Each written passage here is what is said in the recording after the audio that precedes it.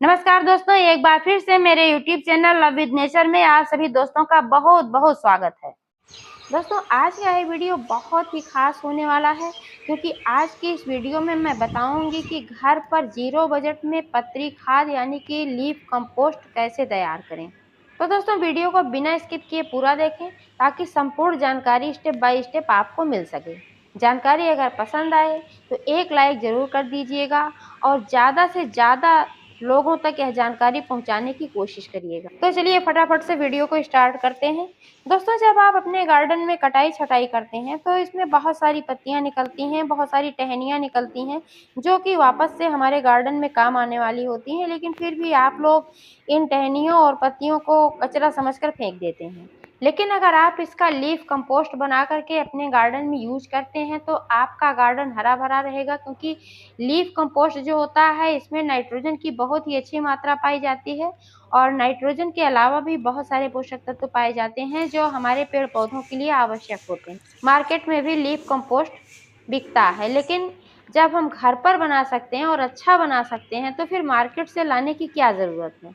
समय समय पर हम कटाई छटाई करते ही रहते हैं, बहुत सारी पत्तियां निकलती हैं, घर में सब्जियों के छिलके निकलते हैं, सड़े गले और सब्जियां जो होती हैं ये सब निकलते हैं।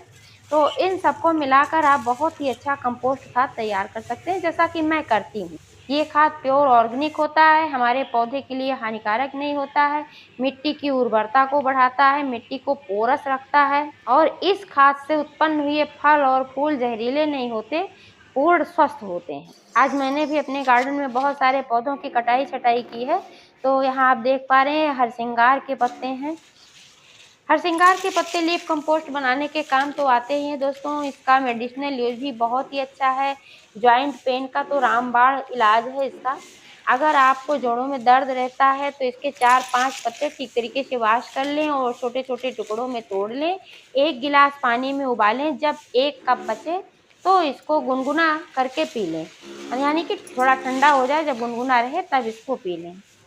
और आप ये देख पा रहे हैं अपराजिता की पत्तियां हैं और लताएं हैं, क्योंकि अपराजिता का भी मेरा प्लांट बहुत ज़्यादा फैल गया था तो मैंने इसकी भी छटाई कर दी है।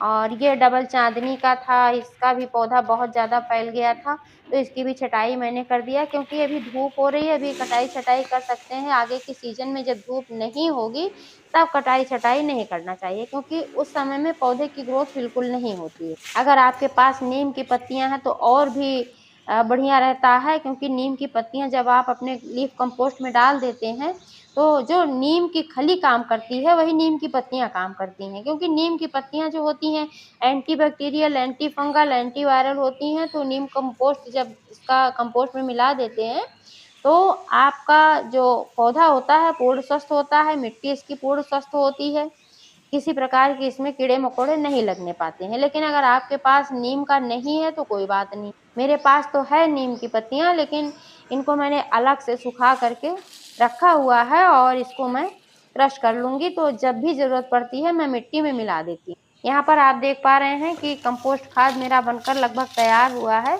तो इसको मैंने काफ़ी दिनों से रखा है, लगभग 1-1.5 महीने से, और ये अब नीचे वाला जो है लगभग बनकर तैयार हो गया है।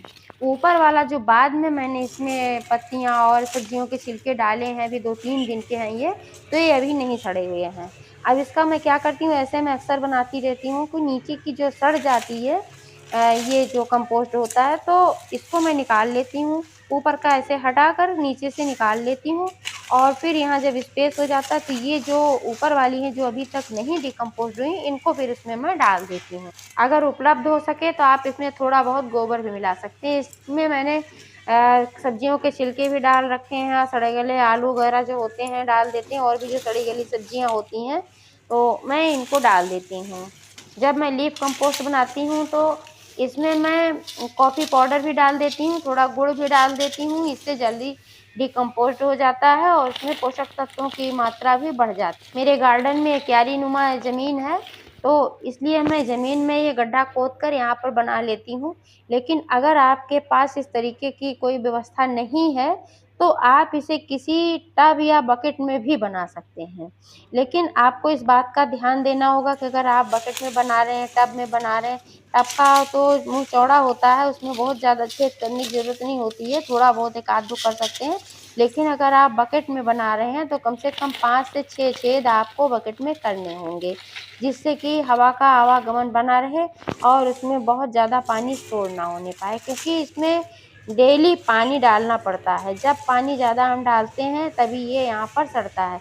अगर आपके बकेट में छेद नहीं होगा तो पानी ज़्यादा हो जाएगा, तो फिर ये कंपोस्ट खाद सड़ने के बजाय बहुत ज़्यादा खराब हो जाएगा और इसमें वाले बैक्टीरिया भी मर जाएंगे, जिससे कि खाद बनता है। जब इसमें ऑक्सीजन नहीं पहुंच पाएगा तो ये बैक्टीरिया मर जाएंगे। जब भी आप कंपोस्ट खाद बकेट में बनाएं तो ढक के ज़रूर रखें। अगर आपको ज़्यादा जल्दी कंपोस्ट तैयार करना है तो आप इसको 24 घंटे में या फिर 2 दिन के बाद एक बार किसी टूल की सहायता से चलाते रहें, तो ये जल्दी डिकम्पोस्ट हो जाता है। बस इस बात का ध्यान रखें कि इसमें मॉइस्चर बना होना चाहिए, तभी ये सड़ेगा, नहीं तो फिर नहीं सड़ेगा।